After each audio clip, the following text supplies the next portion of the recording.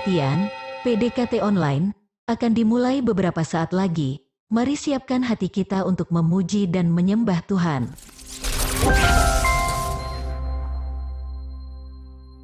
Shalom, Sobat DC Ministry yang dikasihi Tuhan. Puji syukur kita boleh kembali bertemu dalam PDKT online hari ini dalam kondisi yang baik, tanpa kekurangan sesuatu apapun.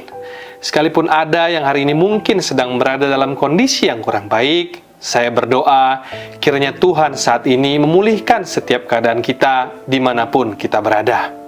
Sebelum kita lanjutkan untuk sharing firman Tuhan pada hari ini, mari kita terlebih dahulu bersatu di dalam doa. Bapa yang kami sembah, di dalam nama Tuhan kami Yesus Kristus, sebentar kami akan meneruskan sharing firman yang dibawakan oleh hamba-Mu. Berbicaralah Engkau ya Tuhan, jamahlah setiap hati kami yang mendengar pada hari ini, biar firman-Mu senantiasa boleh bertumbuh dan berbuah di dalam kehidupan kami.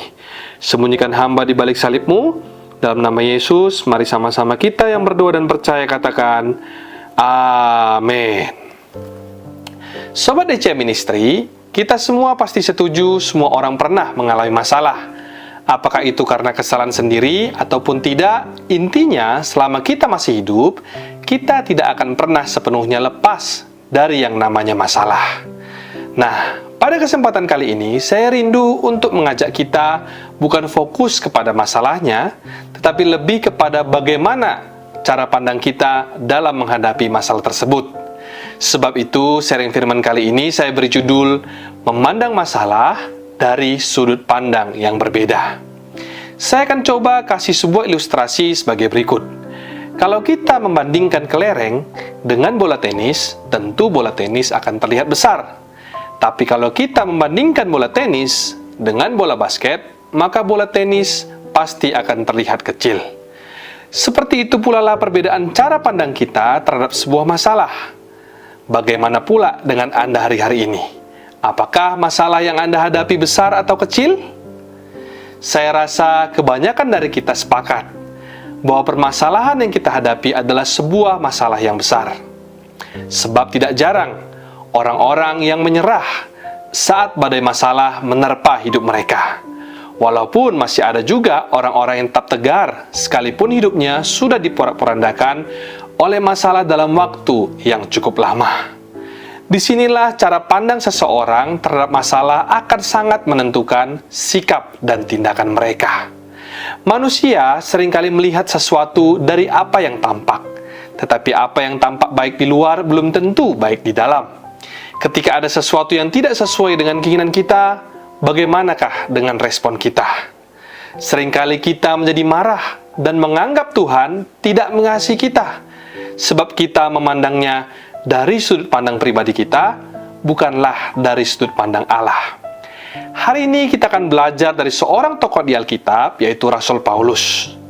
Sepanjang pelayanannya, Rasul Paulus banyak sekali mengalami bahaya, ancaman, ataupun penyiksaan dari sesama manusia.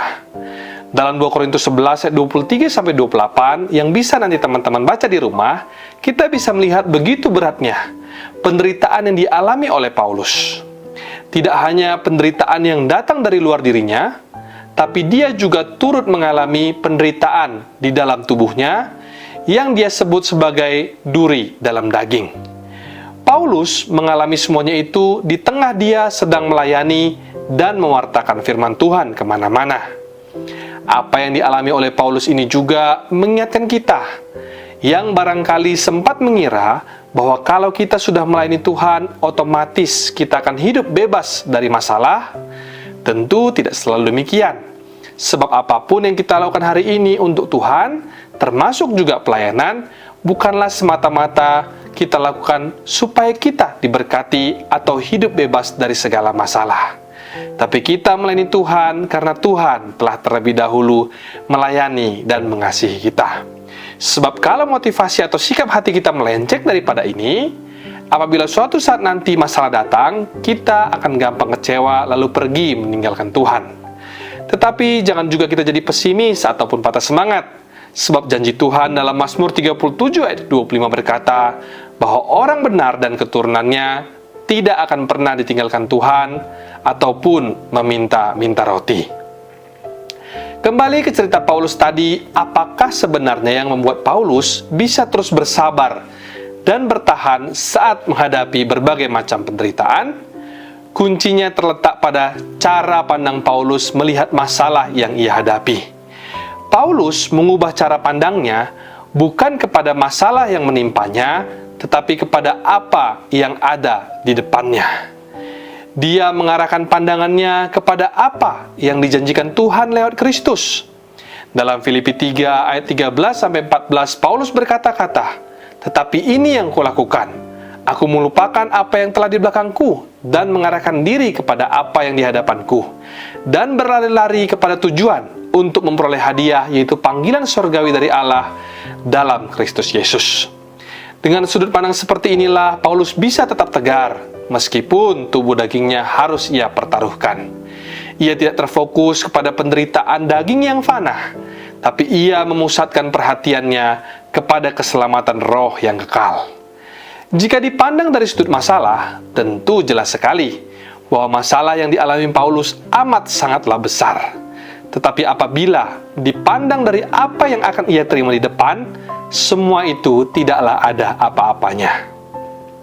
Melalui sharing hari ini, saya akan membagikan 3 poin yang dapat kita pelajari dari Rasul Paulus dalam memandang sebuah masalah.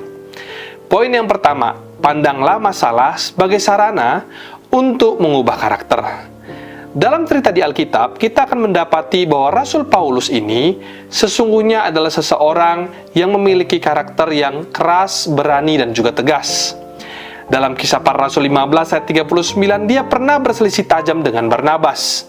Namun, karakter yang keras ini berubah saat ia diizinkan Tuhan mengalami pergumulan dalam tubuhnya yang disebut dalam 2 Korintus 12 ayat 7 sebagai suatu duri dalam daging. Respon Paulus kala itu saat menghadapi pergumulan ini sungguh rendah hati. Dia tidak mengeluh melainkan bersyukur kalau dia diizinkan Tuhan untuk mengalami pergumulan tersebut adalah supaya dia tidak meninggikan diri. Sebab yang kita tahu, Rasul Paulus semasa pelayanannya dipakai Tuhan secara luar biasa. Bahkan sapu tangannya pun bisa menyembuhkan orang-orang yang sakit. Sehingga sangat mungkin orang yang dipakai secara luar biasa seperti itu cenderung untuk menjadi tinggi hati.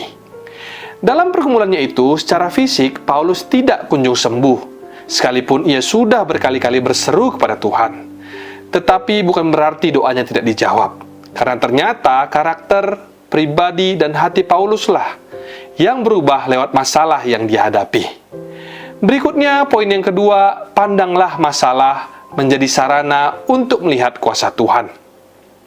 Dalam 2 Korintus 12 ayat 9, Paulus berkata, "Tetapi jawab Tuhan kepadaku, cukuplah kasih karuniaku bagimu, sebab justru dalam kelemahanlah kuasaku menjadi sempurna. Sebab itu terlebih suka aku bermegah atas kelemahanku, supaya kuasa Kristus turun menaungi aku. Justru dalam keterbatasanlah kuasa Allah yang tak terbatas itu akan semakin jelas terlihat. Sebab itu percayalah kepada Tuhan dengan segenap hati dan jangan bersandar kepada pengertian sendiri." Kita mungkin sering lupa kalau masalah itu adalah pintu untuk menyambut mujizat. Sebab Tuhan bisa pakai apa saja atau siapa saja untuk melakukan rencananya di dalam hidup kita. Seringkali karena kita terlalu fokus kepada masalah yang kita hadapi, kita jadi gagal melihat bahwa ada rencana terbaik di balik semua masalah kita itu. Poin ketiga, pandanglah masalah sebagai sarana untuk menjadi kesaksian. Semua masalah yang terjadi dapat menjadi sarana kesaksian untuk menunjukkan kepada dunia bahwa kita punya Tuhan Yesus. Kalau kita bersaksi atas suatu keberhasilan, mungkin itu sudah menjadi hal yang lumrah atau biasa. Tetapi kalau kita bisa bersaksi sebagaimana Paulus yang bersaksi di dalam kelemahan dan penganiayaan yang dialami, tentulah hal tersebut bisa dikatakan sebagai sesuatu yang luar biasa. Sebagai contoh, Paulus tetap menuliskan seruan untuk bersukacita senantiasa di dalam Tuhan, sementara ia sendiri pun sedang berada dalam kesulitan, di dalam penjara, di kota Roma, menantikan hukuman mati baginya. Kembali ke judul sharing kita hari ini, bagaimana kita memandang sebuah masalah dari sudut pandang yang berbeda. Kita bisa belajar dari Rasul Paulus, di mana dia mengarahkan pandangannya bukan kepada masalahnya, tetapi kepada apa yang Tuhan janjikan kepadanya. Saya ulangi, ada 3 poin yang dapat kita ambil dari sharing kita hari ini. Yang pertama, pandanglah masalah sebagai sarana untuk mengubah karakter. Yang kedua, pandanglah masalah sebagai sarana untuk melihat kuasa Tuhan. Dan yang terakhir atau yang ketiga, pandanglah masalah sebagai sarana untuk menjadi kesaksian. Saudaraku yang terkasih, Sobat DC Ministry dimanapun berada, untuk bisa memiliki sudut pandang yang benar dalam Tuhan, kita memerlukan iman. Seperti Ibrani 11 ayat 1 katakan bahwa iman adalah dasar dari segala sesuatu yang kita harapkan, dan bukti dari segala sesuatu yang tidak kita lihat.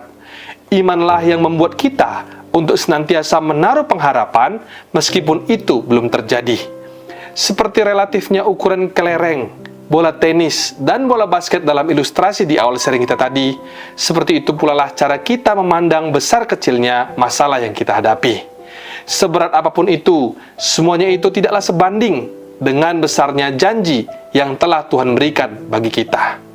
Teruslah berpegang pada pengharapan, melangkahlah terus dalam iman, tak peduli seberapa besar pergumulan yang tengah kita hadapi. Demikian sharing kita hari ini. Mari kita bersatu di dalam doa. Bapa yang terkasih, dalam nama Tuhan kami Yesus Kristus, terima kasih Tuhan buat sharing firman yang boleh kami dengarkan pada hari ini. Ajarlah kami untuk senantiasa mengarahkan pandangan kami kepada Tuhan saat kami mengalami persoalan di dalam hidup kami. Karena kami tahu Allah kami jauh terlebih besar daripada apapun persoalan yang kami hadapi. Kami juga terus menopang dalam doa pergumulan saudara, teman dan kerabat kami dimanapun mereka berada. Biarlah kasih Tuhan senantiasa menjamah dan memulihkan hidup mereka. Dalam nama Tuhan Yesus kami berdoa. Mari kita buka hati dan angkat tangan kita untuk menerima berkat dari Tuhan. Tuhan memberkati engkau dan melindungi engkau. Tuhan menyinari engkau dengan wajahnya dan memberi engkau kasih karunia. Tuhan menghadapkan wajahnya kepadamu dan memberi engkau damai sejahtera. Mari sama-sama kita yang percaya katakan, amin, amin, amin. Shalom dan Tuhan Yesus memberkati.